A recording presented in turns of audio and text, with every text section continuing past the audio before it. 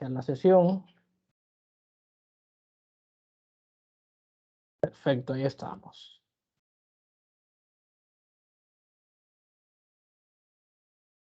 Hay algunos más que se están conectando. A darle el acceso. Perfecto. Ok. Vamos a volver a compartir. Entonces, antes de iniciar, donde nos habíamos quedado en la sesión anterior, quería comentarles brevemente el tema de la evaluación, de cómo iremos haciendo la evaluación, ya que no he tenido ocasión de hacerlo en una oportunidad posterior. Entonces, como ven, estos serán los principales esquemas que vamos a estar evaluando. Quería que lo tuvieran claro para que inclusive ustedes mismos vayan haciendo su propia, le vayan dando su propio seguimiento, de tal forma que puedan saber exactamente cómo van. En este esquema, lo que vamos a estar haciendo, le vamos a estar dando una importancia a la asistencia y a la participación en las sesiones de un 20% de la calificación total. El ejercicio de marco lógico que ya hemos asignado tendrá un peso de un 10% en lo que es esa calificación. Vamos a tener otra entrega que va a corresponder a una entrega intermedia del proyecto final que ya les he asignado, del cual le voy a dar detalle ahora en un minutito. Esa también va a tener un 10% de peso sobre la nota final. Y vamos a concluir este curso antes de presentar ese proyecto final con un pequeño ejercicio relacionado con la evaluación financiera, económica y social en un proyecto, igual con un peso de un 10%.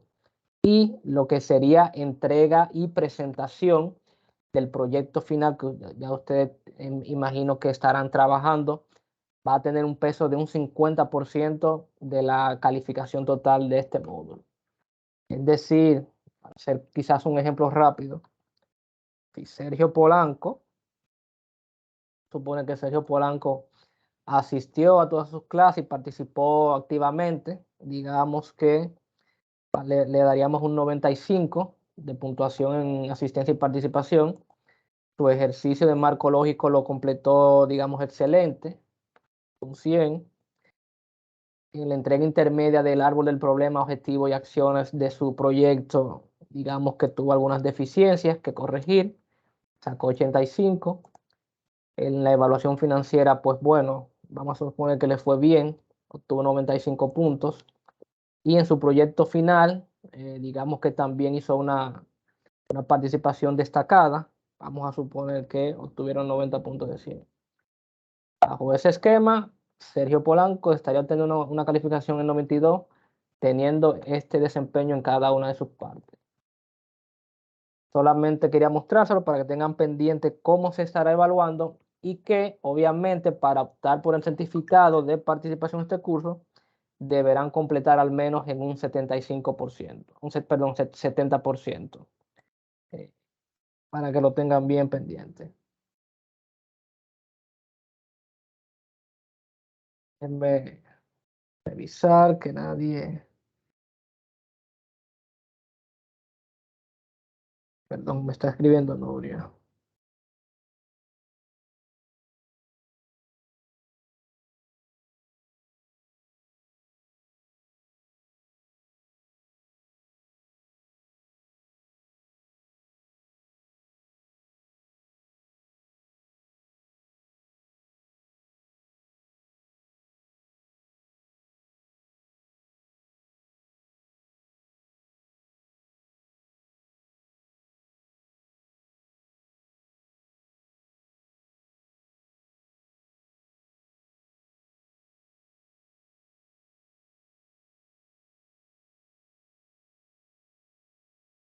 Un segundito, creo que algunos tienen problemas para ingresar al link.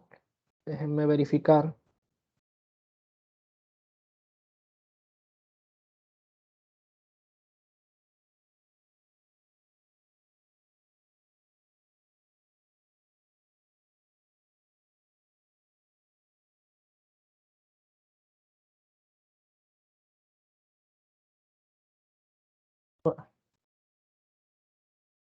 Ok, creo que ya Está ingresando. Perfecto.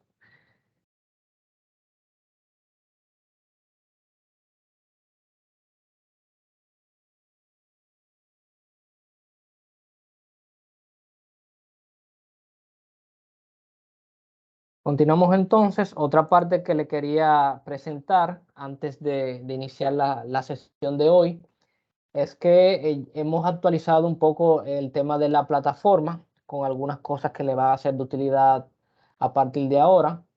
Les he colgado aquí en la parte del material de apoyo general del curso la aplicación web que les había mostrado en una ocasión anterior, el cual les va a ayudar al tema de la elaboración de sus árboles del problema. Un segundito.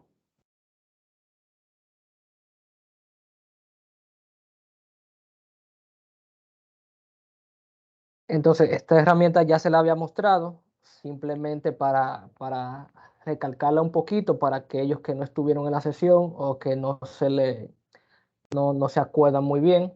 Al ingresar al link, vendrán a este apartado, donde en primera instancia la aplicación les pedirá en qué parte quiere empezar a trabajar, guardando el esquema o el trabajo que vayan a hacer. Normalmente escogemos el dispositivo para que se guarde localmente. Tenemos la opción posterior de crear un diagrama nuevo o abrir un diagrama que ya tengamos existente en nuestro equipo. En este caso le voy a dar a un diagrama nuevo. Tengo diferentes tipos de diagramas, mapas y esquemas en general. Ustedes lo pueden revisar. Pero básicamente pueden crear un diagrama en blanco desde cero. Le damos el nombre que queramos. En este caso lo voy a poner en el escritorio. Y les voy a poner prueba. Y aquí nos aparece ya la plantilla donde puedo, de estos elementos que me aparecen acá a la izquierda, empezar a arrastrar e ir armando, digamos, mi esquema de árbol de problemas, tal como ustedes ya lo habían visto en el ejercicio que tuvimos. Ustedes escogen las figuras que más les guste. Pueden editar con los colores que más les guste, si así desean. En esta parte derecha tienen toda esa configuración. Y recuerden que tal como manda la guía metodológica y en sentido general toda la metodología de marco lógico, esta herramienta debe tener su lógica vertical y la podemos diagramar así, seleccionando en el cuadrito que queremos unir o enlazar hasta que nos aparezca ese punto verde que ven ahí. Damos clic y mantenemos presionado y lo arrastramos hacia la cajita o hacia el elemento que queremos unificar. Y ahí se va creando los diferentes enlaces. Tengan muy presente que en el caso del árbol de problemas siempre las flechas deben estar apuntando hacia arriba.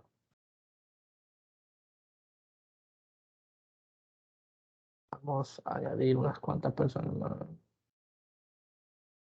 que tenemos por aquí. Bien, solamente quería hacerle esos recordatorios. Y bueno, creo que se me queda, a ver. Acá les decía, está cargada la aplicación para hacer esto. Tienen disponibles las grabaciones de las diferentes sesiones. Acá está la del miércoles de la semana pasada y la del lunes.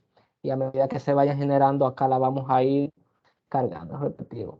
Y finalmente, antes de entrar en la sesión, quería avisarles que ya les he creado la asignación para que del proyecto que tienen o que van a trabajar como proyecto final, ya está la actividad donde aquí deben entregar un documento, puede ser en formato Word o en PowerPoint, del árbol de problema, árbol de objetivo y las acciones de solución de ese planteamiento. Recordar que todavía hay grupos.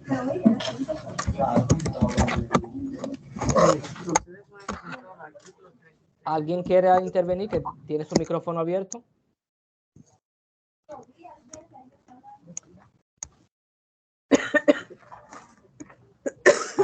Alejandrina Osuna, tienes tu micrófono abierto, por favor. Perdón. Bien, gracias. Entonces le decía que en este espacio es para cargar ese adelanto de ese trabajo final.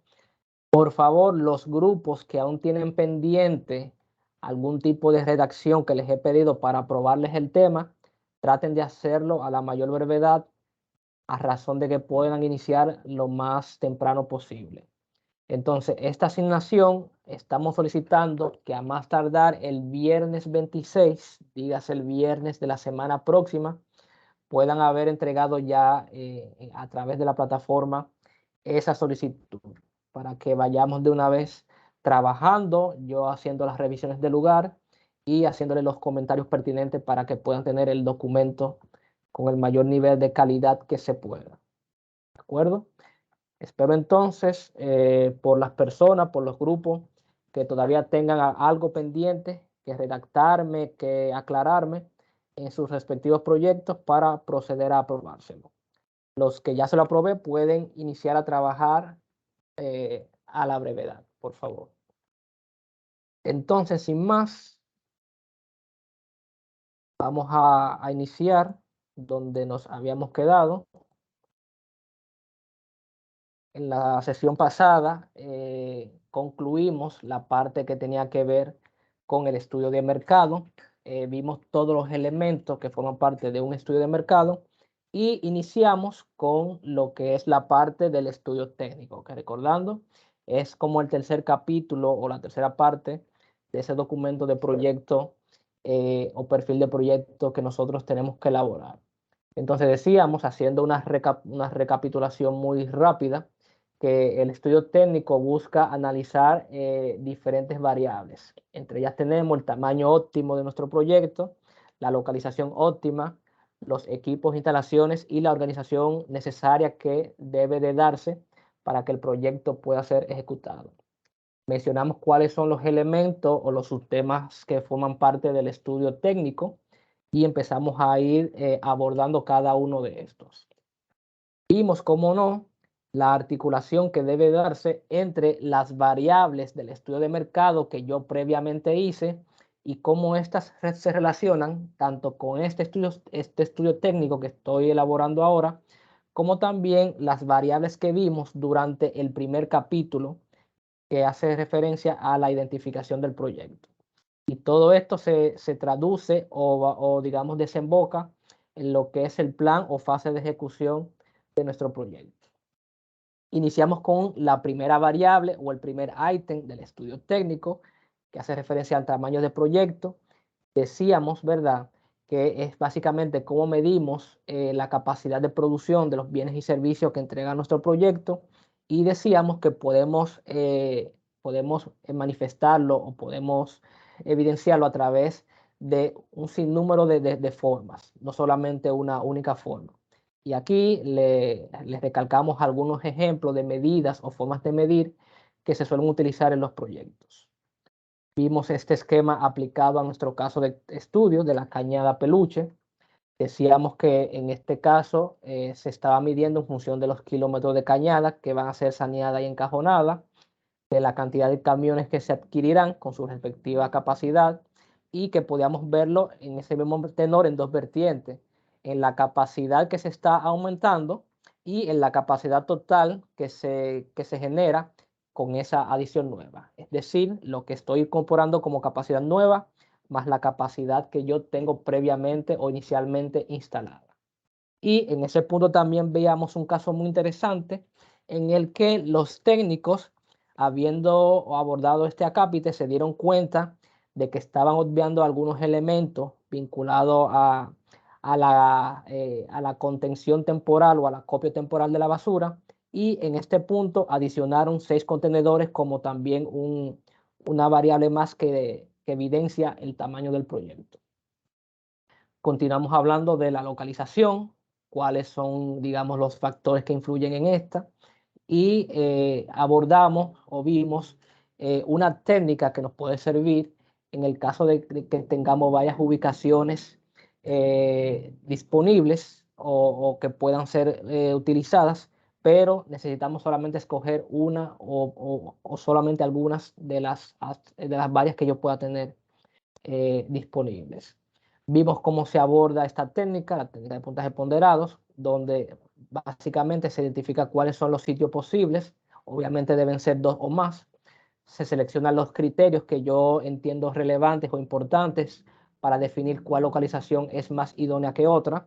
A cada una de esos criterios se le asigna un peso o una ponderación en función de su nivel de importancia, y cada sitio entonces posible se califica en función de esos criterios y de esa ponderación. Entonces nos quedamos iniciando o abordando este análisis a nuestro caso de estudio. Y decíamos que en función de los elementos que tenemos, solamente los contenedores representaban un punto que debe de, digamos, analizar bien qué ubicación tiene. En ese punto o en ese aspecto en particular, los técnicos definieron que esos 6 contenedores se deben de repartir en 2 ubicaciones. Para ello hicieron todo el levantamiento de campo necesario, delimitando todo el área de influencia. Verificaron cuáles puntos pudieran ser viables para instalar o repartir esos contenedores, resultando en 4 puntos posibles. Como tenemos 4 puntos posibles, pero solamente necesitamos 2, utilizamos la técnica de puntajes ponderados para seleccionar de esos 4 cuáles son los 2 más convenientes para hacer la ubicación de esos contenedores. Y básicamente acá nos quedamos y partimos de acá. Bien, creo que ya habíamos definido cuáles son los criterios de selección que habíamos transparentado para este ejemplo. Recordar que para este caso o un caso similar pueden haber muchos más criterios de los que aquí aparecen. Obviamente lo dejamos por una cuestión de tiempo y espacio, nos limitamos a 4, pero en su práctica diaria ustedes pueden abordar la cantidad que ustedes entiendan conveniente para delimitar perdón, o, perdón que ando un poco ronco hoy, poder delimitar o poder seleccionar las alternativas más viables con una objetividad lo suficientemente adecuada. Entonces, en ese aspecto, trabajamos con estos 4 criterios de selección.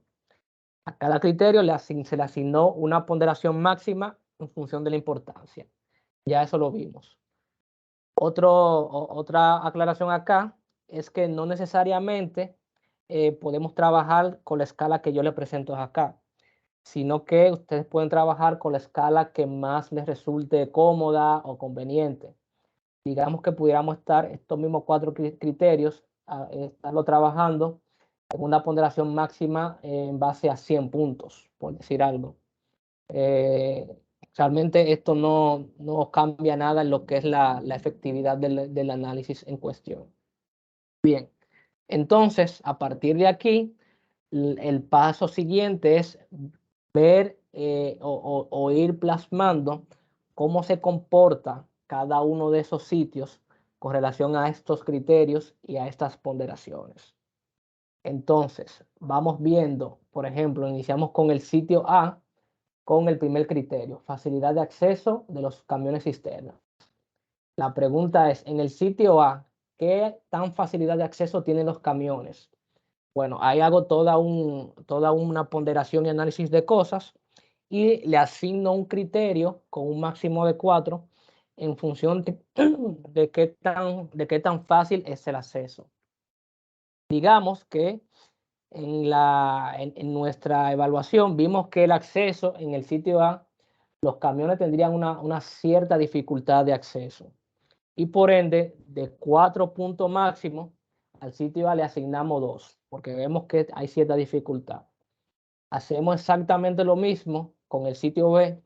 Nos preguntamos qué tan fácil es el acceso de los camiones al sitio B. Vimos, bueno, tal vez todavía sigue habiendo dificultades, pero quizás no tantas dificultades como en el sitio A. Por lo que si al sitio A le di 2 puntos y el sitio B es un poco mejor en términos de facilidad de acceso, vamos a darle un poco más de puntaje. Vamos a dar un puntaje de 2.5. Todo esto salió en el interín de una discusión entre los técnicos. Esto no es algo que alguien lo haga de manera como subjetiva o sin ningún tipo de criterio. Obviamente, en la realidad sale del consenso de los actores que están participando en este análisis. Seguimos entonces en el mismo punto con el sitio C y nos preguntamos o socializamos en equipo qué tan viable o qué tan fácil es el acceso para los camiones en el sitio C. Y ahí vemos que hay una notable mejoría con relación a los 2 puntos anteriormente evaluados. Vimos que en el sitio C los camiones son muy cómodos para poder acceder y poder transitar. Entonces le asignamos una puntuación bastante alta, 3.5 sobre 4. Hicimos lo mismo entonces con el sitio D, vimos qué tan fácil el acceso y vimos, bueno, es bueno, no tan bueno como el sitio C, pero un poco mejor que el sitio B. Entonces, si al sitio C yo le asigné 3.5 y al sitio B 2.5, vamos a darle, digamos, una calificación intermedia. Vamos a dar una calificación de 3, ya que no es tan bueno como el sitio C en términos de acceso. Recuerden, estamos solamente viendo facilidad de acceso. No estoy asignando valores con relación a otros criterios. Estoy solamente trabajando con ese primer criterio. Un segundito que veo gente en el lobby.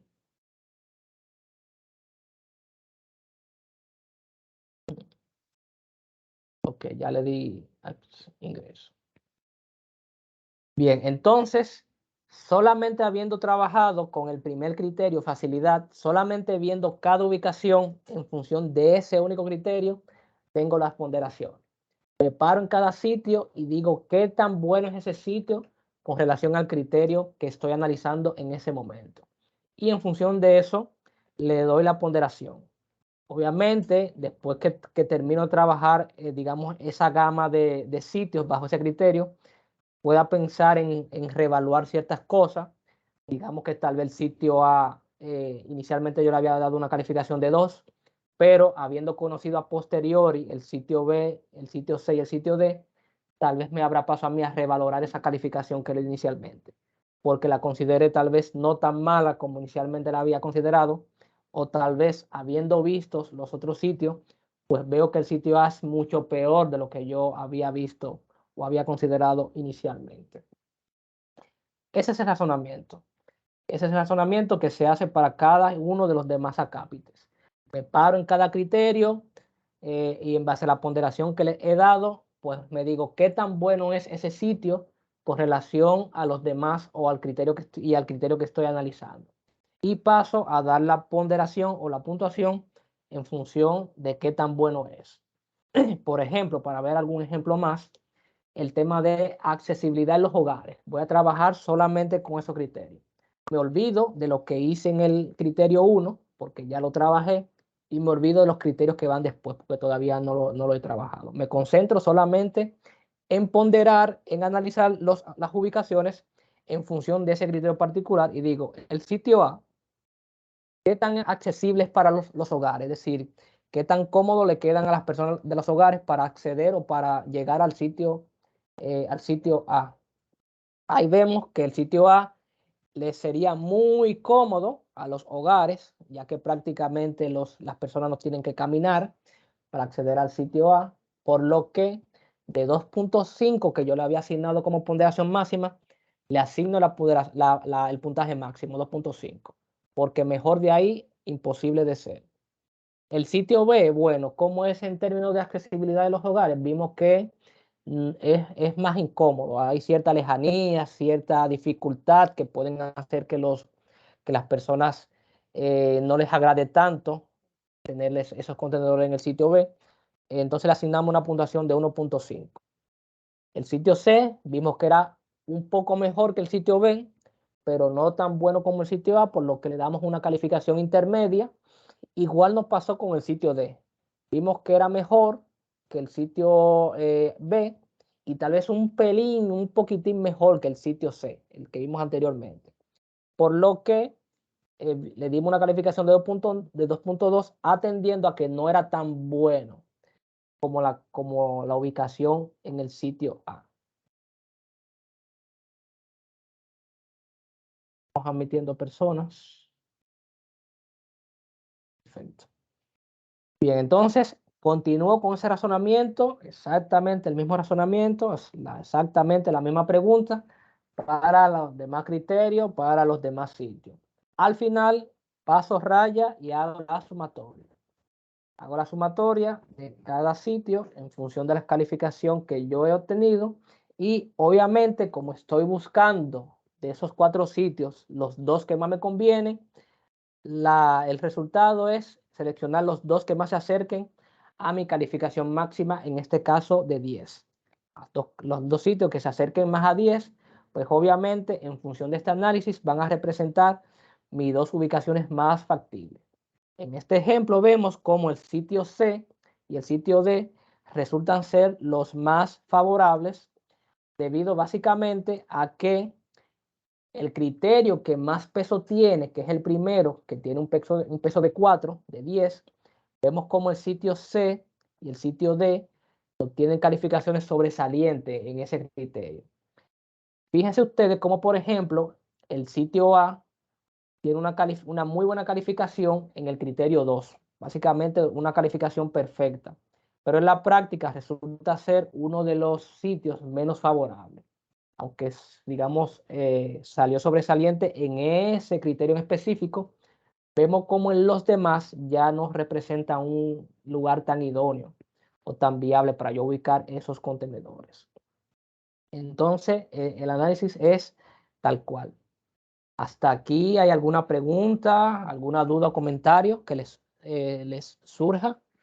¿Se entendió bien esta técnica de puntaje ponderado para yo, cuando tengo varias alternativas, seleccionar la alternativa o las alternativas, en el caso de que requiera más de una, que me sean de más conveniencia en mi proyecto? ¿Se entendió? Antes de que usted pregunte, yo contestaré que acabo de entrar, así que estoy totalmente en blanco. Después podré ver la grabación. Por si pregunta, como la clase anterior. De acuerdo. Sin embargo, para hacer un review bastante rápido, para los que tal vez ingresaron un poquito más tarde, habiendo tenido, ¿verdad?, este cuadro, que fue donde nos quedamos la clase pasada, le asignamos a cada criterio de los que escogimos una ponderación máxima. La tarea es, digamos, pararlo en cada sitio, dentro de cada criterio, y preguntarnos qué tan bueno es ese sitio en función del criterio. Por ejemplo, el sitio A, qué tan bueno es en el primer criterio de facilidad de acceso y qué calificación le doy de la máxima que le he asignado. Por ejemplo, digamos que el sitio A no es tan bueno con relación a la facilidad, le asigno una puntuación de 2. El sitio B es un poco mejor que el sitio A en ese aspecto específico, le asigno una ponderación, una calificación de 2.5. El sitio C es muy bueno con relación a los 2 anteriores, le asigno 3.5. Y el sitio D es un poco menos bueno que el C, pero más bueno que el B. Le asigno una calificación intermedia de 3. Y hacemos exactamente el mismo razonamiento para los demás criterios, para los demás sitios. Y eso me da a mí, al final, hago mis sumatorias y las 2 ubicaciones, en este caso, que más se acerquen a la ponderación máxima, que en este caso es 10 puntos, los que más se acerquen a 10, que en este caso fueron el sitio C y el sitio D, resulta ser las ubicaciones más factibles para lo que yo estoy percibiendo. A grosso modo es eso. Bien, continuamos. Vamos a esto un poquito para acá. Continuamos con el siguiente acápite relacionado con la gestión de riesgo ante desastres. Como ya sabemos, durante la identificación del proyecto hicimos un primer abordamiento a este tema de los riesgos. Identificamos algunas amenazas que entendíamos importantes de tomar en cuenta en nuestro proyecto y vimos también algunas vulnerabilidades, cosas que están presentes que quizás puedan suponer factores de riesgo en el proyecto. Y digamos, hicimos un primer abordamiento durante la fase de identificación del proyecto. Ya aquí lo que hacemos es rescatamos, digamos, esa información como un insumo para hacer digamos, un análisis a un nivel más de profundidad.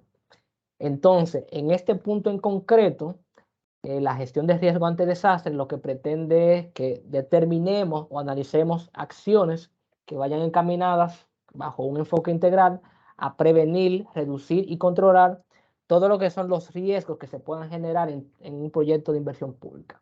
Y básicamente el riesgo vinculado a fenómenos de índole social o natural. Esto es cuanto se aborda en un análisis de riesgo ante desastre. No obstante, hay algo que es lo que yo quisiera que ustedes se graben. Déjenme admitir personas. Si hay alguna idea que yo quiero que ustedes se queden en esta parte específica de la gestión de riesgo, es que entiendan, y creo que ya se lo había dicho en su momento, cuando estábamos tratando el tema en la identificación, que en este análisis no debe centrarse ni en los riesgos ni en las amenazas como tal, porque básicamente esas amenazas son en esencia cosas que siempre han estado ahí y que siempre van a estar ahí. Por ejemplo, los huracanes. Si centramos el análisis de los huracanes, pues simplemente nos vamos a quedar limitados. ¿Por qué? Porque los huracanes no van a dejar de seguir pasando. El ser humano no va a hacer nada tendente a que no ocurran más huracanes en el futuro. Los huracanes siempre van a estar ahí. Ahora, la importancia, el foco que debemos darle a nosotros en este análisis es a las vulnerabilidades, porque las vulnerabilidades sí son cosas que están presentes ahí por acciones humanas o por malas concepciones de muchas cosas, y son lo que realmente presentan o representan, mejor dicho, posibles pérdidas o posibles daños a nivel social o económico. Por poner un ejemplo, les podría preguntar a ustedes, si no existieran estas casitas, estas personas que construyen sus casas en las orillas de los ríos, es posible que ante crecidas en épocas de lluvia, en épocas de tormenta, es posible que esas casitas se inunden. La respuesta es no. Si esas casitas no están ahí en las orillas de los ríos, no se van a inundar. Aún venga una inundación, una tormenta, unas lluvias torrenciales, el hecho de que no estén esas casas ahí no representan, digamos, un peligro en temas socioeconómicos. Entonces, ¿cuál es el foco? El foco o el eje central del problema es que esas casitas están ahí. Por lo que lo importante es la vulnerabilidad.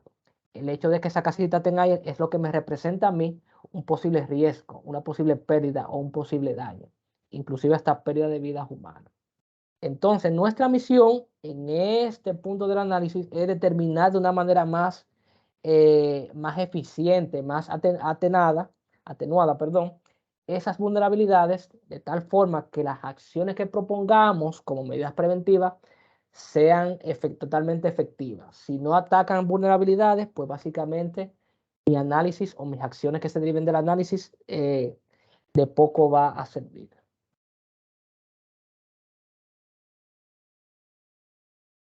Entonces, aquí tenemos un esquemita que ustedes habían visto en la primera clase que tuvimos, que es el ciclo de vida del proyecto.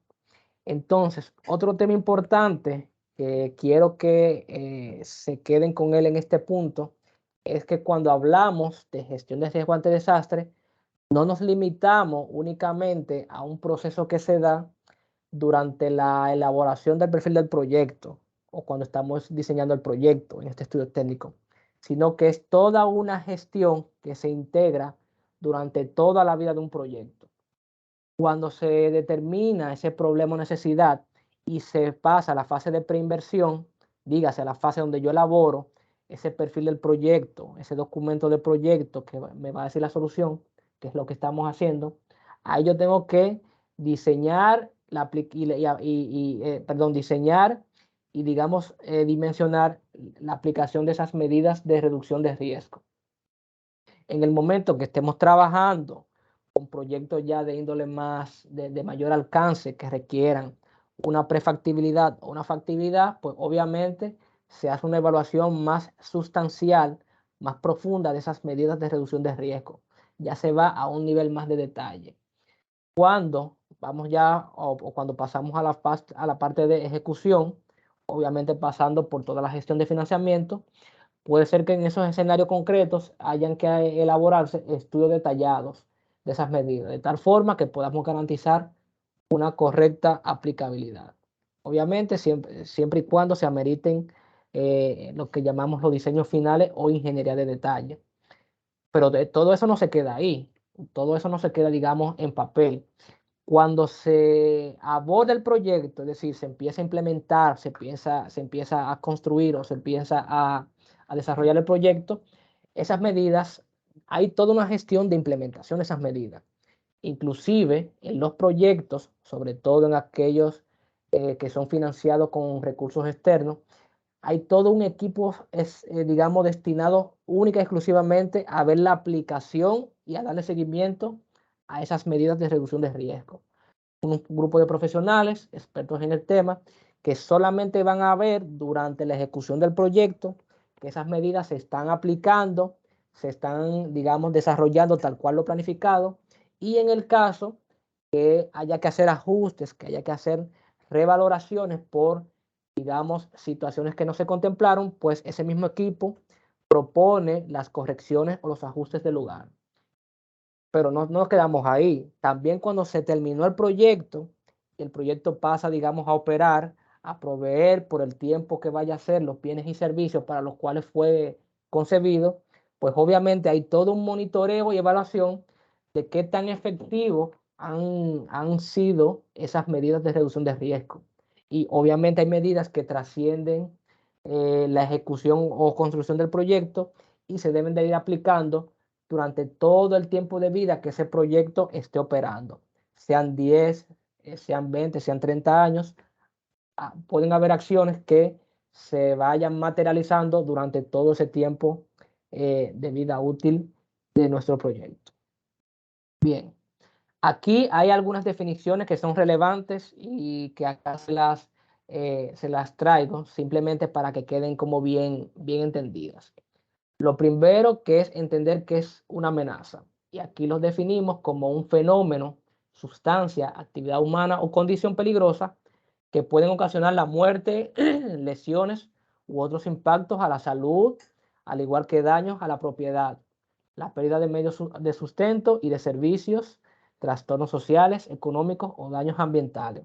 Es decir, a veces nos limitamos con que una amenaza es, digamos, un fenómeno natural, un ciclón, un terremoto, son las cosas como más evidentes, pero bajo esta definición vemos que las amenazas pueden ser diversas, movimientos de tierra, por ejemplo, esos deslizamientos que se dan en sitios donde las condiciones de terreno no son ideales, inclusive la misma pandemia, el mismo COVID-19, ha, digamos, repensado nuestro entender en estos temas y ya cosas como una pandemia, como un virus, como el COVID, son considerados amenazas importantes a analizar durante los proyectos de inversión pública. Otra definición relevante, el término exposición. Se refiere a cuando la población, las propiedades, sistemas, elementos, infraestructura y todo cualquier elemento, objeto presente en zonas donde exista una amenaza, son considerados o es considerado como que está expuesto. Por consiguiente, puede verse afectado y que el activo como tal o la infraestructura como tal pueda suponer pérdidas económicas potenciales. Dígase, si yo ubico, vamos a ver, un puente sobre un río, que yo sé que cada vez que viene una tormenta o que cada vez que viene un huracán de cierta magnitud, ese río crece en desmedida, pues ahí yo puedo hablar de que esa infraestructura tiene un determinado nivel de exposición ante tal o Y o X amenaza. También está el término vulnerabilidad, que ya de alguna manera lo hemos tocado, que son todas aquellas características y circunstancias de una comunidad, sistema o bien tangible que le hace susceptible a los efectos dañinos de una amenaza. Ahí pusimos, por ejemplo, esas casitas que se construyen en las orillas de los ríos o en las orillas de las cañadas, o esas escuelas que están ubicadas en zonas donde puede haber deslizamiento, donde el suelo no es muy bueno, donde el suelo se hunde. todas y cada uno de esos elementos que puedan ocasionar, digamos, un daño material perjudicial en esa infraestructura, pues supone una vulnerabilidad. Y ahí creo que en algún momento también le comenté sobre un dicho muy famoso que dice un experto en este tema de gestión de riesgo, donde él dice, así yo lo diría con mis palabras, que para que ante un determinado evento pueda haber una afectación en la sociedad, debe haber elementos que estén expuestos o que sean vulnerables a ese daño. Es lo que le decía. Si yo no tengo esa casita en la orilla del río, es imposible que esa casita, cuando el río crezca, que eventualmente lo va a hacer ante un huracán, ante una lluvia, lo que sea, si no tengo esa casita ahí, pues obviamente no voy a tener ese problema de ese daño que se pueda materializar. Por lo que lo importante, como les decía, es determinar esas vulnerabilidades en los proyectos. Y también, para finalizar esta parte, tenemos un concepto que está muy de moda, cada vez se oye como mencionar más, y es el término resiliencia. Cuando hablamos de resiliencia no nos referimos a más que a la capacidad que tiene cualquier sistema, comunidad, sociedad, incluso estructura como tal, y que obviamente está expuesto ante una determinada amenaza, a la capacidad que tiene este a poder resistir, absorber, adaptarse o recuperarse a los efectos negativos, obviamente, que provoca esa determinada amenaza. Es decir, que incluye temas o elementos que contribuyan a una preservación en el tiempo. Por ejemplo, si yo actualmente un tema muy famoso es ver cómo las edificaciones se construyen bajo unos códigos de sismoresistencia. Es decir, que esas edificaciones de por sí, de nacimiento, ya vienen preparadas para adaptarse ante ciertas condiciones de sismicidad, que puedan absorber o soportar sismo de cierta magnitud. Cuando hablamos en esos términos, estamos hablando de una infraestructura que es resiliente ante esa amenaza en particular, ante los sismos. Bien, hasta aquí todo claro. ¿Alguna pregunta o comentario al respecto? Todo bien. Todo entendible hasta ahora. Perfecto, perfecto. Este es un tema que, digamos, a priori no es tan cómodo de abordar porque amerita como un nivel de conciencia y de dominio eh, de ciertos términos, como los que vemos acá y unos cuantos más, pero si nos preocupamos por lo menos dominar estos cuatro términos, se nos va a facilitar un poquito el trabajo cuando tengamos que valorarlo en un proyecto de inversión pública. Ahora, ¿cómo hago una evaluación de gestión de riesgo en un proyecto? Básicamente y a grandes rasgos es seguir estos 5 pasos que aquí le detallo. Primero, tener identificada la localización del proyecto, que es básicamente lo que hicimos en el apartado anterior. Cuando conozco dónde se localiza mi proyecto, ahí puedo iniciar a ver toda esa gama de amenazas y vulnerabilidades que se vinculan o que están presentes en ese sitio especial o en ese sitio específico. Habiendo hecho esto, procedo a identificar y a valorar cuáles son las amenazas que están presentes o que pueden ocurrir en el proyecto o en la localización que yo escogí para mi proyecto. En el tercer paso, identifico y valoro las vulnerabilidades, las cosas que están expuestas a esas amenazas y que pueden suponer, digamos, un problema, una pérdida o una situación desfavorable de ocurrir esas amenazas. Con estas dos cosas, con estos dos elementos combinados entre sí, hago lo que es una cuantificación o valoración del nivel de riesgo. Vamos a ver seguidamente cómo se cuantifica.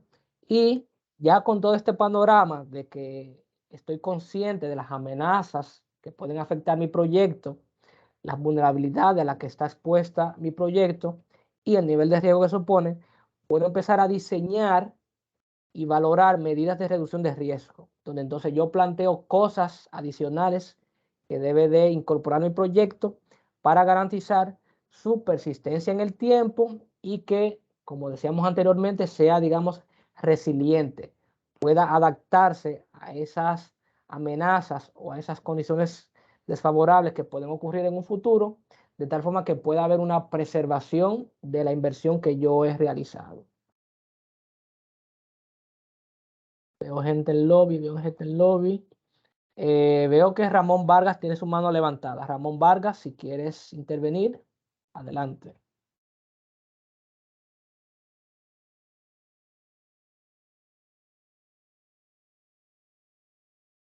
Sí, Ramón, veo que tienes la mano levantada. Sí. Los suelos, si era parte de la vulnerabilidad, y usted ya contestó la pregunta. Ok, sí, exactamente. Las condiciones del suelo, tanto digamos... Y hay suelos que son focos y se hunde la tierra. Efectivamente, efectivamente. Esos suelos que son muy, digamos, arcillosos, que no son muy buenos para construir, representan vulnerabilidades. Recuerden, vulnerabilidades que es el centro o el foco de nuestro análisis. Y ante determinadas amenazas, dígase lluvias, esas vulnerabilidades, entonces son lo que provocan las afectaciones. Digamos que un suelo arcilloso o un suelo no apto para construir, tú construyes, pero quizás no necesariamente de manera inmediata se ven las afectaciones. Las afectaciones se ven cuando llueve, por ejemplo, y ese suelo arcilloso se expande, que se provocan esos deslizamientos de tierra, y son lo que provocan que, digamos, esa infraestructura que se construye ahí, ocurran los daños, ocurran los derrumbes que usualmente vemos.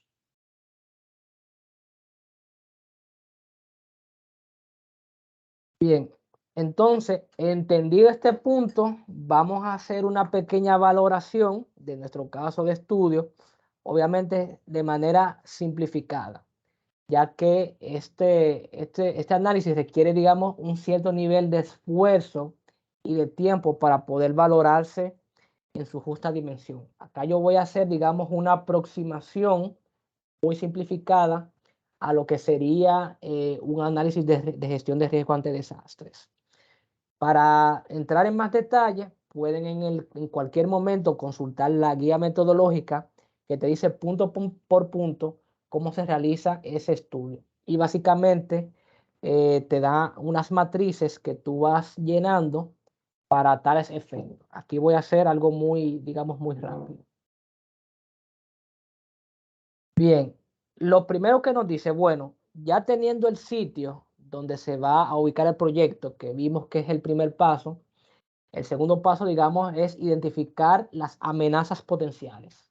Todas y cada una de aquellas cosas que sabemos que puede pasar con un nivel, ¿verdad?, de probabilidad aceptable y que pueden suponer, digamos, algún tipo de amenaza en nuestro proyecto. En el caso, como sabemos que estamos trabajando con una infraestructura de canalización pluvial, pues ahí los técnicos, cuando hicieron ese abordamiento, identificaron que las principales amenazas para ese proyecto viene dada en estas tres que les he puesto acá: los huracanes, las tormentas y los sismos. Huracanes y tormentas porque obviamente como estamos construyendo o una infraestructura que debe de conducir de manera segura las aguas pluviales, cuando ocurren esos huracanes y esas tormentas, ¿qué pasa? Pues obviamente ocurre un mayor nivel de escurrimiento del agua, es decir, se generan grandes escurrimientos, grandes crecidas de agua, que mi cañada o mi infraestructura que yo voy a colocar en la cañada debe ser capaz de soportar, de canalizar y de transportar. Y por último, y evidentemente, como yo estoy hablando de infraestructura como tal, dígase que yo voy a tener que construir, voy a tener que diseñar, voy a tener que actuar sobre el medio físico, obviamente los sismos o los terremotos me suponen grandes daños a esa infraestructura que yo debo de construir. Por lo que en este punto identificamos estas amenazas como las principales.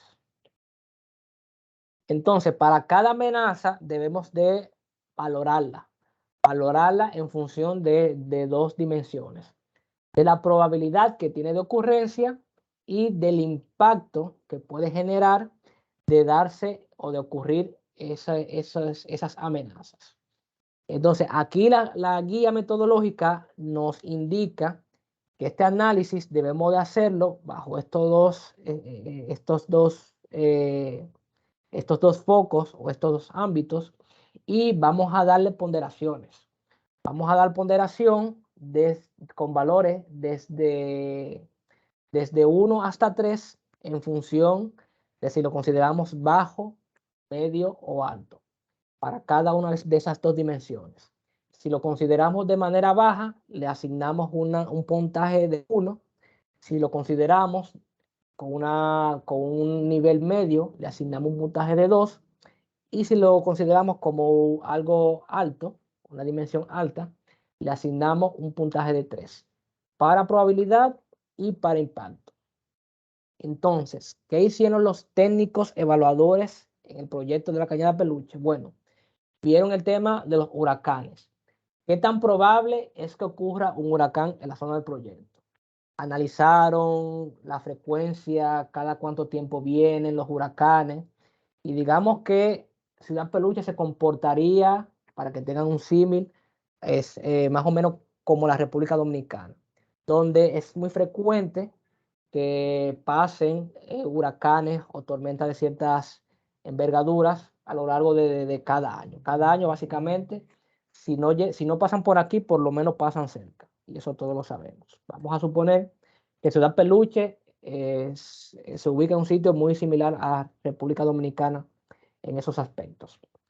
Entonces, en el tema de huracanes, vieron como el nivel de probabilidad es medio, es decir, que probabilidad se asigna un valor de 2, y de impacto, vieron que de ocurrir esos huracanes, pues puede generar impactos que pueden ser significativos en términos de afectar hogares, afectar infraestructuras, afectar servicios básicos, hacer que esos servicios se interrumpan, por lo que también le dieron la calificación o la ponderación de medio. Es decir, que huracanes en probabilidad es un 2 y en impacto también es un 2. Las tormentas. Bueno, como es, digamos, un tema que es más frecuente, el nivel de probabilidad de las tormentas la asignaron a alto, es decir, es más frecuente, es más seguido que ocurran tormentas, por lo que el nivel de probabilidad de ocurrencia se calificó como alto. Es decir, que tormentas en el ámbito probabilidad es un 3. Ahora, al nivel de impacto, como la tormenta que normalmente pasan en Ciudad Peluche no provocan daños tan significativos, más que a veces interrumpir ciertos servicios como la energía eléctrica por un tiempo corto por una duración corta de tiempo, o ciertos servicios, o dejar incomunicados ciertas localidades por periodos cortos. Pues en lo que respecta al impacto, ellos le dieron una calificación de baja, porque no supone, digamos, daños tan significativos. Entonces, tormentas en probabilidad es un 3, pero en impacto es un 1, porque es bajo. Seguimos con los sismos. Los sismos, igual que pasa en República Dominicana, no son tan frecuentes como en otros países. Dura muchos años para tener un sismo de magnitud importante, aunque digamos con cierta frecuencia ocurren sismos, ¿verdad? Esos sismos que a veces en las noches nos despiertan, nos asustan un poco, pero que son sismos muy pequeños y que no generan impactos o daños en las edificaciones o infraestructura. Pues decimos que los sismos tienen un nivel de probabilidad baja, porque su ocurrencia no es tan frecuente. Es decir, que sismo en probabilidad es un 1.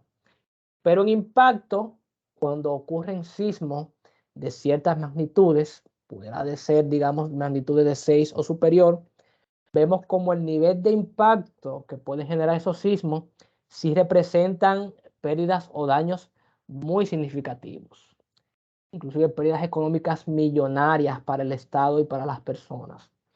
Entonces, en ese sentido, en impacto, sismos se califica como alto. y se le da una ponderación de 3. Entonces, si tuviéramos más amenazas, es seguir exactamente el mismo razonamiento, asignándole un nivel de probabilidad y un nivel de impacto a cada amenaza. Eso me otorga una calificación en donde yo multiplico la probabilidad por el impacto en cada amenaza y saco su promedio. Eso me va a dar un valor entre 3 y 9. Es decir, si todos los, digamos, si todas las ponderaciones que yo le hice fueron bajas, el puntaje mínimo que me va a dar es 3. Si todos los puntajes que yo le asigné fueron altos, digamos, la calificación más alta que me va a dar es 9, cuando yo lo conjugo todos. Entonces, básicamente, si mi proyecto, si a nivel de amenaza la calificación está entre 3 y 5, se clasifica como bajo, se le otorga un puntaje de 1. Si el puntaje promedio está entre 6 y... No, perdón, si está entre 3 y 4, es bajo. Si está entre 5 y 6, es medio. Y si está entre 7 y 9, es alto. Si me cae en bajo, le otorgo un puntaje de 1. Si estoy en medio, le otorgo un puntaje de 2 al grado de amenaza. Y si estoy en alto, entre 6 y 9, entre 7 y 9, perdón, le agrego un puntaje de 3. En este caso, en este ejemplo en particular, bajo la consideración que hicimos en cada una de esas 3 amenazas, si hacemos las ponderaciones, hacemos las multiplicaciones, van a ver como el nivel de amenaza nos va a dar medio, porque se obtiene una calificación, me parece que de 6. Aquí no les puse los valores, pero me parece que de 6. Si multiplico en huracanes, 2 por 2, medio por medio, me da 2. En tormentas, 1 por 3, perdón, 1 por 3, me da 3. Y en sismos, 1 por 3 también me da 3. Hago esa ponderación y me da un nivel medio. Por lo que, al darme en el rango medio, le asigno un grado de amenaza de 2. El análisis sigue entonces viendo el nivel de vulnerabilidad. Y aquí la guía nos da todas unas matrices donde tenemos que hacer una ponderación de cosas en función de lo que tengamos en el terreno donde vamos a ubicar nuestro proyecto. En ese sentido, aquí les resumo algunas de las principales consideraciones que vamos a ir analizando durante la evaluación con la ayuda de esa ficha. No la hacemos entera porque nos pasaríamos aquí toda una tarde solamente evaluando este punto. Entonces, en términos de vulnerabilidad, determinamos que a los hogares que se encuentran en la cercanía de la cañada presentan una alta exposición porque se ubican muy cerca, obviamente están muy afectados por las condiciones de insalubridad que se generan en la cañada al tener toda esa basura. Y si en adición, si se generaran, digamos, inundaciones de la cañada, digamos que viene una lluvia o una tormenta muy fuerte y la cañada se desborda, esos hogares van a sufrir, se van a ver impactados. Por ende decimos en este punto que los hogares presentan una alta exposición. Otra cosa o otro parámetro que vemos es la fragilidad. Entonces aquí ponemos a prueba el diseño que nosotros promovemos o que planteamos para dar solución a la problemática. Lo conjugamos con la posible situación que pueda darse y vemos cómo esa propuesta de diseño o esa idea de diseño, porque todavía no la he dimensionado, digamos que representa una baja fragilidad, porque me permitiría, bajo unas ciertas condiciones, transportar sin ningún tipo de peligro las aguas pluviales. Por lo que el segundo considerando es una baja fragilidad de la solución que se plantea implementar. Y en conjugancia con esto, el diseño que yo pueda promover, dependiendo obviamente de las técnicas constructivas, los materiales que tenga disponibles, en el tenor o en el escenario específico que lo analicé, vieron cómo este diseño representa una alta capacidad de resiliencia. Vieron cómo ese diseño permite que de darse esos fenómenos extremos, ese diseño puede garantizar que ese escurrimiento o esa canalización de las aguas pluviales puede darse sin ningún tipo de problema. En ese punto, ese recuadro nos va ayudando a ponderar de una manera específica cada uno de esos elementos. Yo sé que aquí tal vez no lo entiendan del todo. Entonces, al igual que como se hizo para el grado de amenaza, que a cada amenaza le dimos una ponderación y al final cuando conjugamos todas las amenazas obtenemos un grado de amenaza, lo mismo hacemos para las vulnerabilidades. Hacemos una cuantificación o una ponderación de todas y cada una de las vulnerabilidades dentro de ciertos ámbitos específicos y la misma guía nos dice, en función de lo que obtenemos ahí, qué grado de vulnerabilidad vamos a tener presente. Para mayor comprensión de esto, porque de verdad les digo que sé que con esta pequeña explicación que les estoy dando, tal vez no termine de implementar en ustedes el conocimiento o el entendimiento real de esto. Les exhorto a que en algún tiempo libre, que dispongan de 10-15 minutos, revisen la guía en este aspecto, lean lo que dice para que, digamos, puedan aterrizar un poquito más esto. Porque de verdad que es complicado sintetizar un ejemplo donde se aborde este análisis de manera completa.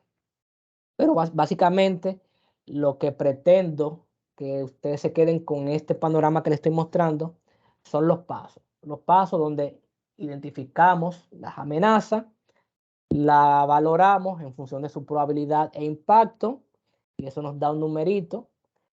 Identificamos y valoramos también las vulnerabilidades, eso también me da un numerito que va a estar entre 1 y 3, en función de lo que yo tenga ahí. Y al final obtengo el nivel de riesgo de mi proyecto multiplicando el grado de amenaza por el grado de vulnerabilidad. Una multiplicación sencilla. En este caso, como el grado de amenaza de mi proyecto es medio, es decir, es 2, el grado de vulnerabilidad de mi proyecto es 1, es decir, que mi proyecto es poco vulnerable ante esas amenazas, pues vemos como el nivel de riesgo a multiplicar 2 por 1 me da un resultado de 2 que es bajo. Bien. Hasta aquí, sabiendo, ¿verdad?, las limitaciones que tenemos por el tiempo, ¿existe alguna duda que ustedes tengan o algún comentario que quieran hacer sobre esta parte del de la gestión de riesgo?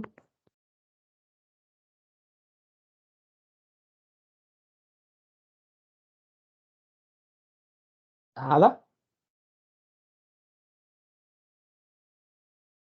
Bien, les reitero que yo estoy totalmente consciente de que tal vez con esta explicación que les di, muchos se quedaron en las nubes, muchos no entendieron del todo, por lo que vuelvo y les repito, les exhorto que cuando dispongan de unos minutos revisen la guía para que puedan leer un poquito más a detalle cómo se aborda ese aspecto. Sin embargo, lo importante de acá es que tengan en conciencia cuáles son los pasos que hay que dar. Los pasos desde la identificación de las amenazas hasta la valoración del nivel de riesgo. Verán que no es algo tan complicado. Solamente amerita, digamos, cierto nivel o cierto tiempo para uno digerir cómo se hace el análisis. Y obviamente, ya habiendo hecho esta parte de análisis y de determinar el nivel de riesgo, entonces yo estoy en la capacidad de poder plantear acciones o medidas de mitigación que mi proyecto inicialmente no incorporaba, pero que a la luz de los resultados que me genera este análisis, yo digo, bueno, mi proyecto, para que pueda preservarse en el tiempo y para que pueda funcionar de una manera óptima, necesito incorporarle esto, esto y lo otro. Entonces, el siguiente acápite que se aborda después del estudio de gestión de riesgo es la tecnología en un proyecto. De manera así muy general, se puede definir como la tecnología, como aquellas cosas o conjuntos de procedimientos o medios que el proyecto utiliza para la producción del bien o servicio que concibe el proyecto o que genera el proyecto. Entonces, hay un sinnúmero de factores que se abordan o se plantean en este acápite, como son los procesos, tanto los procesos constructivos que yo puedo abordar para implementar mi proyecto, como también cada uno de los procesos que se pueden dar durante la operación y mantenimiento de mi proyecto. Por ejemplo, digamos que yo voy a construir un acueducto, el ejemplo que venimos arrastrando desde el primer día. Yo voy a construir un acueducto para el municipio de Peravia, como ya vimos. Entonces, cuando abordo la parte de tecnología, entre otras cosas, yo puedo detallar cuáles son los procesos constructivos que yo voy a requerir para construir mi acueducto. Digamos que tengo que hacer las excavaciones, movimiento de tierra, tengo que construir X elemento en X lugar y para eso requiero de tal cantidad de mano de obra, tal cantidad de insumos, tal cantidad de equipos especiales o equipos de construcción, etcétera, etcétera. Como también los procesos que yo puedo requerir o que se pueden ameritar durante la operación de ese acueducto. Es decir, los procesos que, que por lo que pasa el agua para que pueda ser abastecida a esa población. Los procesos, bueno, aquí imagino que no nadie conoce términos de potabilización de agua, pero básicamente sean unos procesos de índole muy hidráulica y química para que el agua sea potable. No voy a entrar en esos detalles. También se ve en esta parte de tecnología las materias primas o los insumos primos que yo necesito para la producción del bien o servicio que va a brindar mi proyecto, los equipos y o maquinarias que yo necesito para poder implementar el proyecto o durante la vida útil del mismo, los espacios necesarios, espacios de terreno, por ejemplo, que yo puedo necesitar para mi proyecto de manera específica, y, como no, los recursos humanos que yo necesito para poder implementar y obviamente también operar mi proyecto. Cada una de estas variantes, de estas variables, pueden condicionar en mayor o menor medida el buen desenvolvimiento de mi proyecto. Ya que imagínense ustedes, y creo que lo planteaba en un caso anterior, un proyecto del mismo acueducto donde yo en la zona donde voy a implementar mi acueducto no tenga el personal operativo con el conocimiento para operar un acueducto. ¿Qué va a pasar? Que mi acueducto realmente va a ser ineficiente, no va a poder proveer ese bien o servicio con calidad. Igual puedo hacerlo para el espacio. Si mi acueducto no tiene el espacio necesario, puede que no sea efectivo. Si no tengo los equipos y o maquinarias que necesito para producir esa agua potable con calidad, puede ser que tampoco sea efectivo mi proyecto. Si no tengo las materias primas, esos químicos, esos insumos que requiere un acueducto, pues obviamente no puedo tener un servicio o un bien de calidad. Ingeniería, y va muy atado de lo anterior. Puede definirse la ingeniería como el conjunto de inversiones que se realizan en infraestructura básica, instalaciones, equipamientos y o implementación de cualquier tipo de cosas que vayas forman parte de mi proyecto y que requiere, digamos, la implementación de cierta alternativa tecnológica o cierta estructura metodológica también pudiera ser. Entonces, ¿qué está presente aquí en esta fase de ingeniería?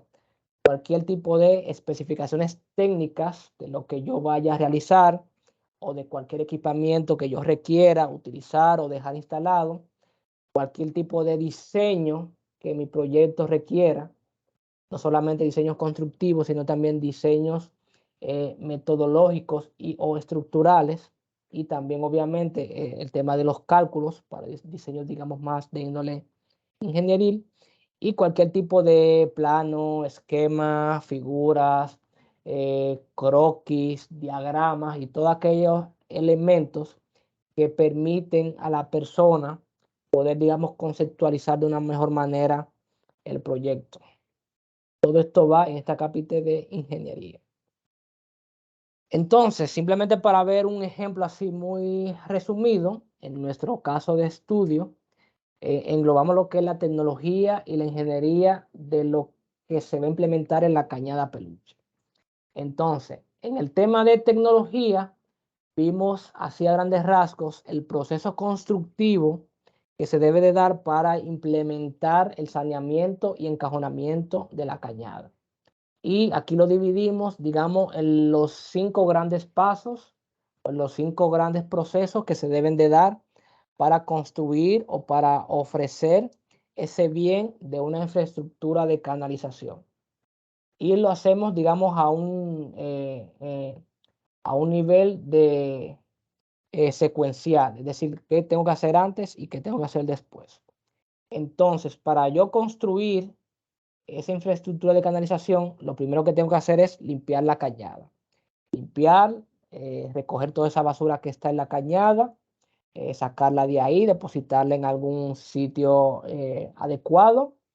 Después tengo que reperfilar. Reperfilar no es más que modificar esa cañada a una sección lo suficientemente adecuada para yo poder trabajar sobre ella. Tengo que entonces encajonarla, tengo que construir todas las estructuras para encajonamiento, para que la quede apartada de las personas. Tengo que, dentro de ese encajonamiento, colocar una tubería que a fin de cuentas es por donde va a pasar el agua pluvial que se capte. Esa tubería es la que va a transportar el agua pluvial. Y por último, después que coloco esa tubería, tengo todo encajonado y bien tapado, pues asfalto la parte superior de la cañada y ahí es que ya viene convertida en una vía de circulación tal como lo hemos plasmado. Aquí a grandes rasgos se ve eso. Obviamente, y si lo estuviéramos abordando, digamos, a un nivel más real, pudiéramos detallar mucho más procesos para dar o entregar ese bien. Eso es por un lado. Por otro, también en esta parte de tecnología, puedo hacer mención y detallar cualquier tipo de material o elemento innovador o novedoso o no muy común que yo vaya a utilizar en mi proyecto. Entonces, para este caso, los técnicos decidieron utilizar un tipo de tubería que no es muy común, no se ve mucho, que son las tuberías de Rip Lock. Son unas tuberías que si ustedes la ven, parecen como un acordeón, están como muy plegadas y es de un material que es muy, digamos, muy elástico. Entonces, como parte de la CAPI de tecnología, yo puedo hacer toda una mención de ese material, por qué lo escogí, cuáles son sus bondades, cuáles son sus ventajas, de tal forma que yo pueda evidenciar por qué lo escogí. Y si hubiera algún tipo de material novedoso o poco común, también lo puedo mencionar ahí. Y en el ámbito específico de la ingeniería, pues obviamente en este proyecto específico, yo lo que me limito es a diseñar el encajonamiento. En este caso, una estructura de hormigón con acero, que es la que me va a tapar la cañada. Básicamente, digamos, como una alcantarilla. Entonces aquí veo todo el detalle que debe tener ese encajonamiento de hormigón, cómo va el armado de los aceros, de las varillas que voy a colocar, de qué diámetro las varillas, con qué separación, qué dimensionamiento le voy a dar a esa alcantarilla. Ahí lo ven en ese ejemplo al final.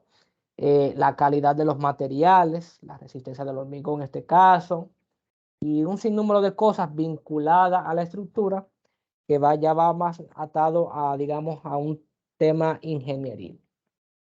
Obviamente, esta parte de tecnología e ingeniería en un proyecto la suelen hacer, digamos, los técnicos especializados en la temática que se está abordando. Por ejemplo, si mi proyecto es la construcción de una carretera, obviamente que en este acápite de tecnología e ingeniería interviene más un experto o un ingeniero de carreteras, que es al final de cuentas quien va a hacer el diseño, quien va a decir cuáles son los materiales que se va a utilizar, quien va a decir cuál es el proceso constructivo que se va a utilizar y toda esa gama de cosas.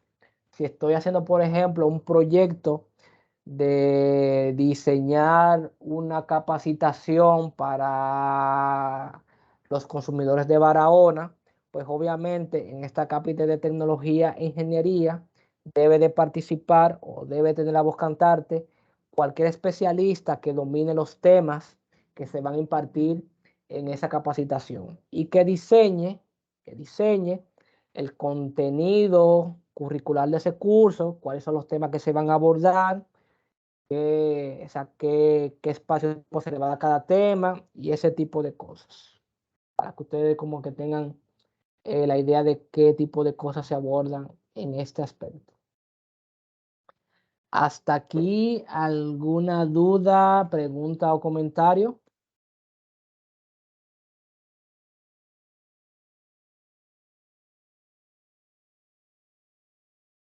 Todo bien, profesor. Bien, perfecto. Entonces, el siguiente acápite dentro de un estudio, o mejor dicho, dentro de la fase del estudio técnico, está la planificación y gestión del proyecto.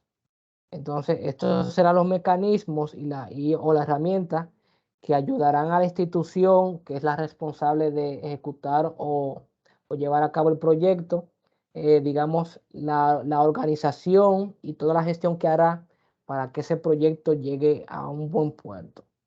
Entonces, lo anteriormente especificado hace referencia o involucra que se haga un uso eficiente de los recursos, que se haga un control de calidad en los procesos y que se seleccionen los recursos humanos más idóneos para cada tarea. Entonces, aquí básicamente, bueno, en esta parte yo veo dos grandes cosas. Primero, veo la organización que yo debo de tener a nivel del proyecto para que sea ejecutado. Y aquí este suele ser un tema, digamos, que no, o que en muy raras ocasiones suponen un dolor de cabeza de plasmar, ya que la mayoría de las instituciones cuentan ya dentro de su estructura con algún departamento o algún área que se encarga de darle seguimiento a lo que se vaya a realizar, ya sea un proyecto constructivo o ya sea un proyecto de implementación de sistema o de alguna mejora, de capacitación. Siempre nuestras instituciones normalmente tienen áreas que dominan esos temas y la organización, digamos, ya está previamente definida. Ahora, lo que no suele haber y que sí hay y que se amerita, digamos, un esfuerzo en este punto, es realizar la planificación y programación del proyecto. Y aquí ya vamos a ver más a detalle con qué se come eso.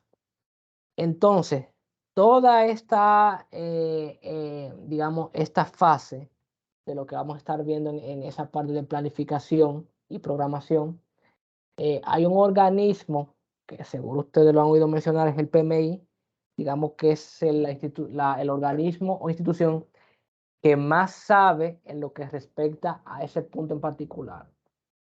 Entonces, hay un sinnúmero de procesos que se dan, que el PMI recomienda para abordar esta parte de planificación y programación, donde en primera instancia vemos algunos componentes que ya previamente hemos trabajado en la identificación del proyecto.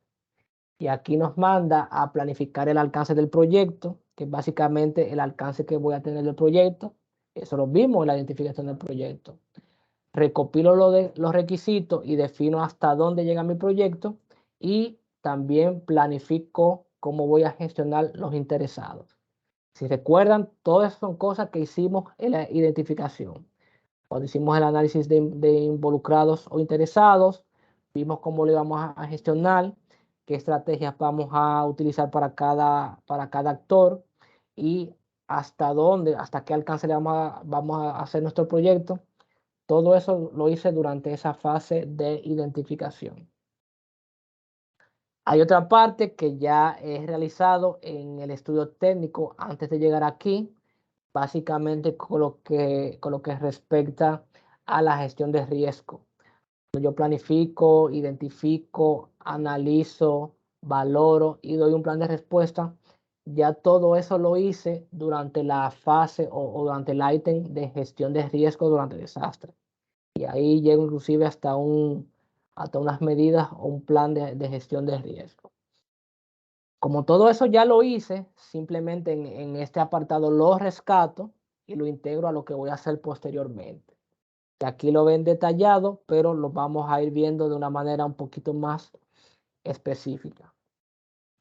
Lo primero, y obviamente va enlazado a lo que es el alcance del proyecto, yo tengo que plasmar o elaborar lo que se le conoce como una estructura desglosada de trabajo, una EDT. O también en algunos textos ustedes lo van a encontrar o lo van a ver mencionar como WBS, que es lo mismo pero con sus siglas en inglés Work Breakdown Structure. Lo pueden ver de cualquiera de las dos formas. Inclusive creo que la guía metodológica utiliza un tercer término, creo que de estructura desglosada de objetivo, algo así le llama en la guía metodológica, pero cualquiera de los tres nombres que ustedes escuchen, EDT, WS o estructura desglosada o analítica de objetivos, sepan que están haciendo referencia a la misma cosa. Y no es más que una subdivisión de la ejecución del proyecto en sus diferentes niveles.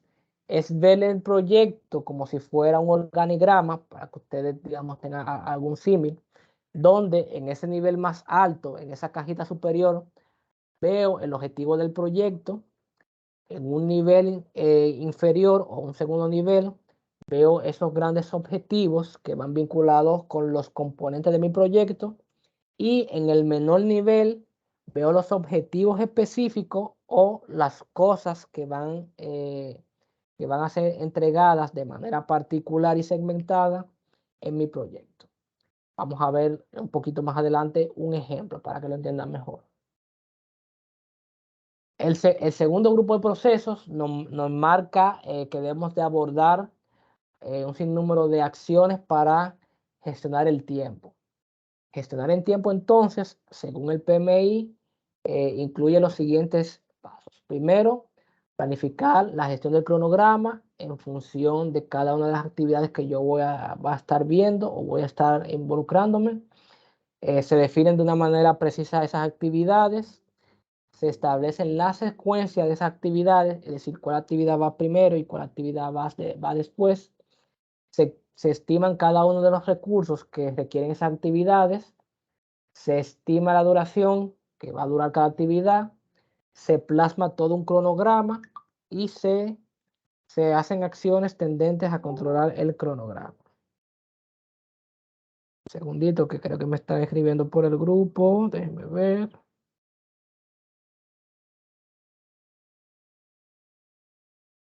No, fue un mensaje equivocado. Perdón. Entonces, básicamente, de la EDT que vimos anteriormente, rescatamos ese, digamos, nivel más bajo, que es el que me detalla las actividades o los entregables de mi proyecto. Y a partir de aquí yo empiezo a elaborar los siguientes pasos. Establezco la secuencia de esas actividades, estimo los recursos que amerita cada actividad y la duración de cada una de ellas. Vamos a ir viendo de manera segmentada, detallada, qué se hace en cada paso. Primero, establecer la secuencia. Obviamente, para yo hacer un proyecto, necesito hacer muchas tareas diferentes, muchas tareas. Qué sé yo, excavar, rellenar, vaciar hormigón, diseñar, monitorear, un sinnúmero de acciones o tareas diferentes. Obviamente, cada una de esas tareas lleva un orden lógico. Yo no puedo, por hacer un símil, yo no puedo asfaltar, por ejemplo, sin haber excavado, ya que yo tengo que haber excavado el material malo y rellenado con el material bueno antes de asfaltar, por un ejemplo. O yo no puedo, por poner otro ejemplo, qué sé yo, presupuestar una actividad sin antes haberla definido, o haberla diseñado, o haberla identificado. O sea, hay cosas que deben de darse antes para yo poder hacer otro tipo de tareas. Entonces, cuando yo construyo mi EDT, que menciono todas y cada una de las tareas o actividades que yo requiero para hacer mi proyecto, yo debo entonces de plasmar eso en el orden lógico y o secuencial que deben de tener esas actividades para poder realizarse.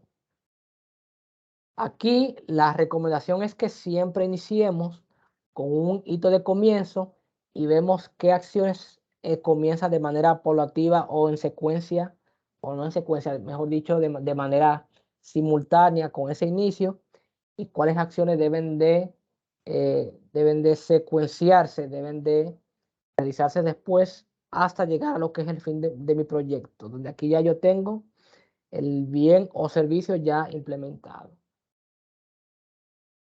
Con esa secuencia de actividades, pues yo plasmo los recursos que debe tener cada actividad. Aquí yo veo los recursos en tres diferentes dimensiones.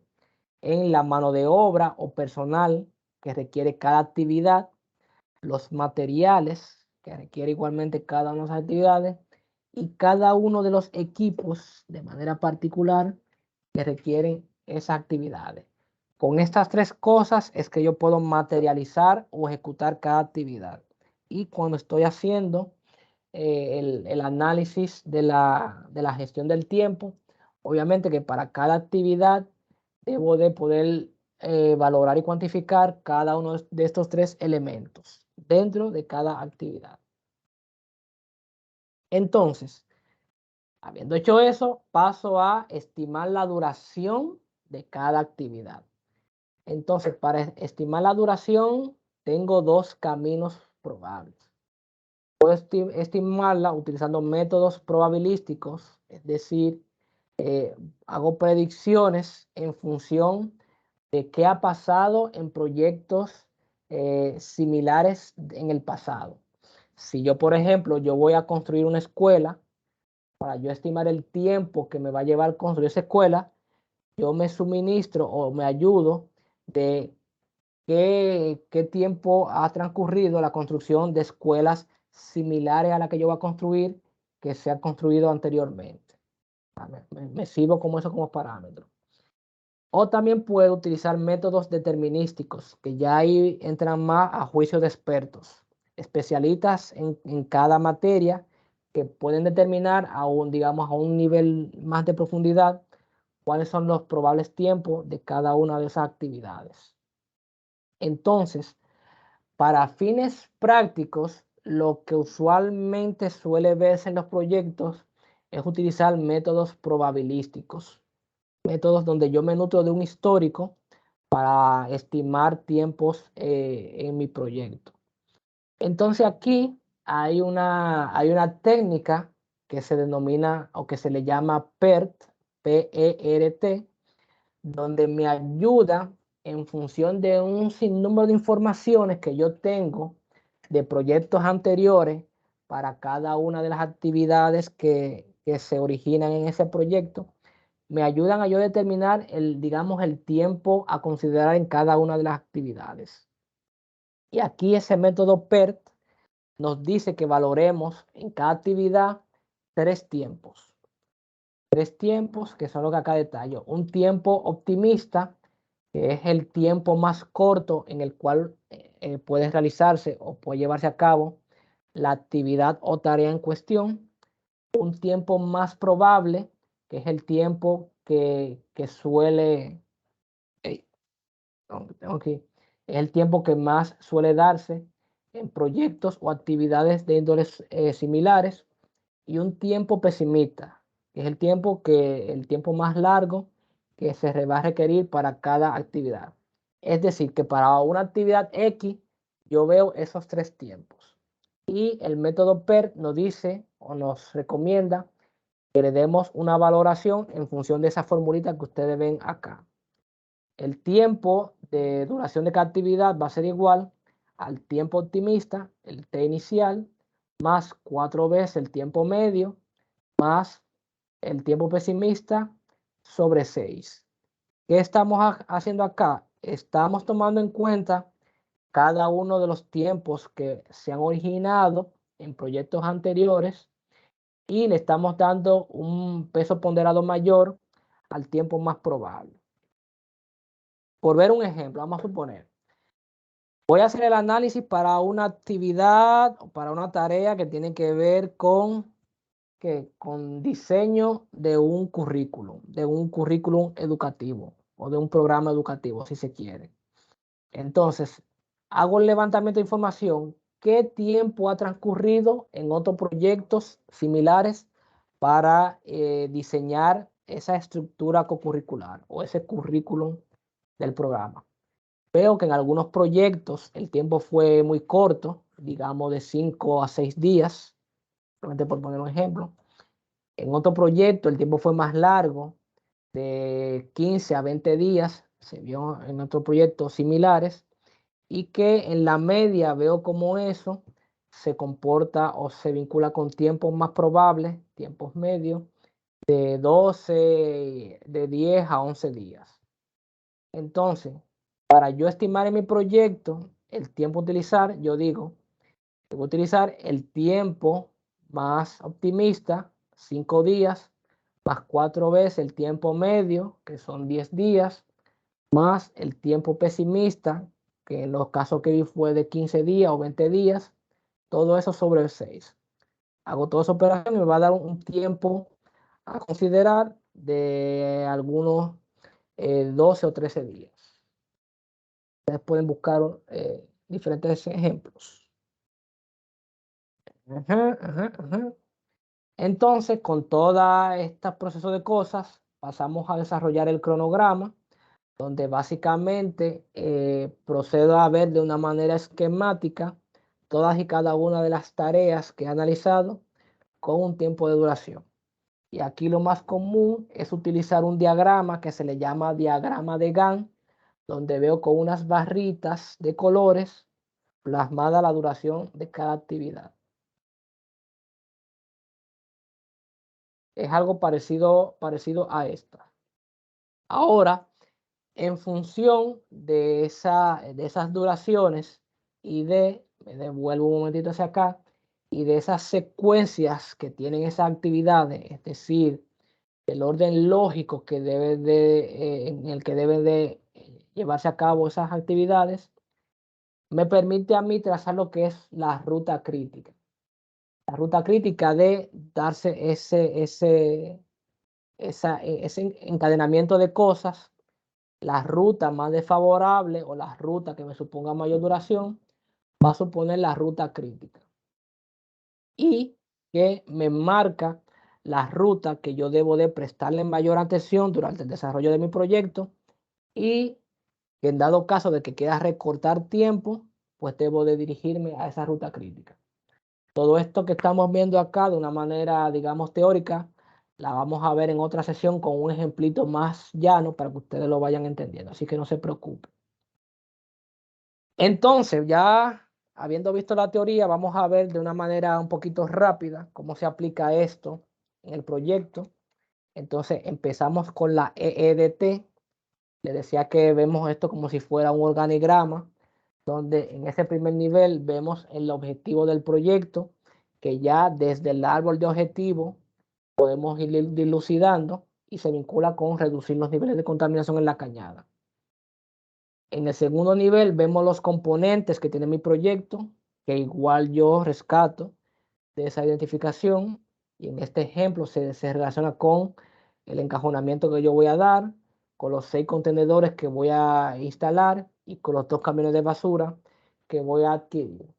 Y dentro de cada uno de estos componentes tengo un sinnúmero de actividades que tengo que realizar para que se me manifieste cada componente. Para yo encajonar la cañada tengo que hacer diferentes actividades. En este caso mencionamos las principales 3. Limpiar y reperfilar la cañada como primera actividad, encajonar la cañada como segunda actividad y asfaltar y señalizar la superficie como 3. igual puedo tener muchas más. En este ejemplo lo dejamos en 3. En el segundo componente de los contenedores, pues para poder instalar los contenedores tengo que hacer diferentes actividades. Primero tengo que cotizar esos contenedores, para saber cuánto me cuestan y qué suplidores los van a proveer. Tengo que hacer toda la gestión de compra y al final procedo a hacer la instalación de esos contenedores. Y en el tercer componente, con los camiones cisterna, tengo que preparar, digamos, pliego y términos de referencia, como voy a hacer un proceso de compra un poquito más de otra connotación, de otra dimensión. Tengo que preparar los pliegos, tengo que ejecutar las licitaciones de esos camiones y tengo que suscribir el contrato para la adquisición de esos camiones. Manera de ejemplo. Todo eso con ayuda de algunas herramientas o software lo puedo programar en el tiempo. Aquí les muestro un ejemplo de cómo se hizo eso en ese caso de ejemplo. Donde se ve cada una de esas actividades que vimos anteriormente, en qué tiempo debe de darse y obviamente en función de cuáles actividades no deben de retrasarse, se establece la ruta crítica. La ruta crítica me dice cuándo se van a ir ejecutando esas actividades en el tiempo y sabiendo eso puedo ver cómo se va comportando la ejecución en el proyecto. Y básicamente, en este ejemplo vemos cómo esas actividades, cuando yo la plasmo, ese cronograma, veo que amerita un tiempo de duración de 8 meses y sabiendo las actividades que se van a estar realizando en esos 8 meses, puedo determinar cada mes qué cantidad de dinero necesito para cada mes. Eso así visto a un nivel bastante rápido. Ya en la próxima sesión vamos a ver tal vez algún ejemplito donde veamos más despacio estos temas. Hasta aquí para finalizar, ¿alguna pregunta o comentario final para cerrar la sesión de hoy? Profesor, yo le quería hacer Ajá, adelante. Usted hablaba de que, por ejemplo, se puede hacer como lo que se llama el brainstorm, que es buscar un estudio similar, lo que estaba hablando. Yo puedo, por ejemplo, en el caso que usted hablaba, que era de casos de un currículum para la educación. ¿Acá te refieres? Cuando usted estaba, sí, exactamente, lo que estaba diciendo, que se puede, por ejemplo, buscar proyectos similares y uno hacer una comparación. Eso fue o yo entendí.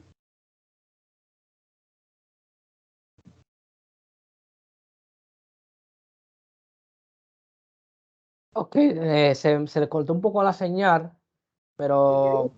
Que si yo puedo buscar un proyecto similar al que yo propongo y hacer sí, la comparación, es lo que o entendí. Claro.